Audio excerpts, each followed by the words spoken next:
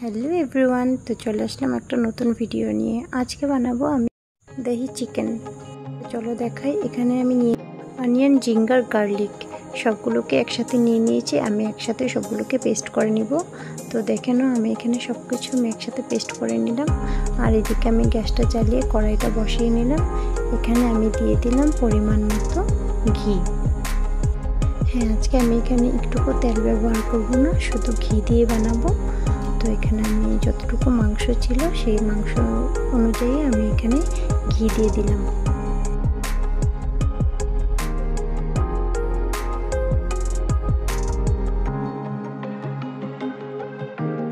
तो घीटा गरम हो गेल। एखाने आमी दिए दिलाम एकटा गोटा शुकनो मरिच और एकटा तेजपाता छिड़े दिए दिलाम।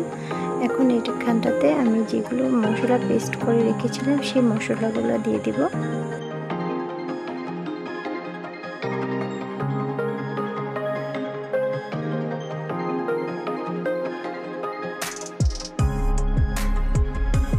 মশলাটা দিয়ে এখানে আমি কিছু গুঁড়া মশলা অ্যাড করলাম, যেমন হলুদের গুঁড়ো, মরিচের গুঁড়ো, জিরার গুঁড়ো আর স্বাদ অনুসার নমক। তোমরা যেমন মশলা খেতে ভালোবাসো সেই হিসাবে তোমরা মশলা দিতে পারো। এরপরে কিছুক্ষণ আমি মশলাটা একটু ভেজে নিলাম। দেখো একটু তেলটা ছেড়ে দিয়েছে মশলা থেকে। তো এখন আমি এখানে চিকেনটা অ্যাড করব।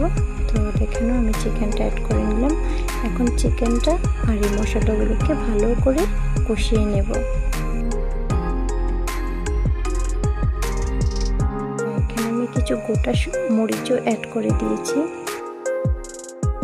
এখন আমার মশলা ভালো করে কষানো হয়ে গেছে। এখন এখানে আমি অল্প পরিমাণ মতো টক দই একটু দিয়ে দেব।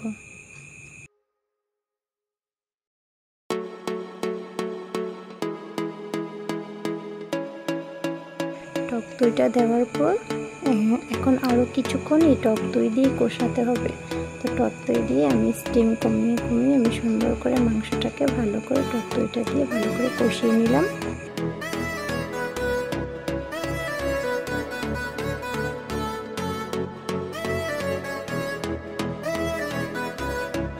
কষিয়ে নিলে সুন্দর করে এখনো ভালো করে তেল ছাড়ছে।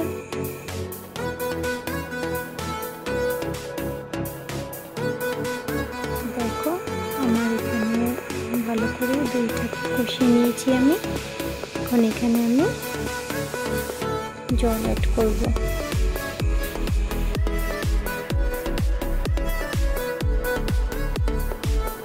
অ্যাড করার কিছুক্ষণ আমি ঢাকা দিয়ে রাখলাম। আর এদিকে আমার মাংসটা হয়ে গেল। খেতে কিন্তু খুবই দারুণ হয়েছে। এটা আমি এক ইউটিউব চ্যানেল থেকে দেখে শিখেছি, আজকে বানিয়ে তোমাদের সাথে শেয়ার করলাম। ভিডিওটা কেমন হয়েছে আমাকে নিশ্চয়ই জানাবে। Thank you.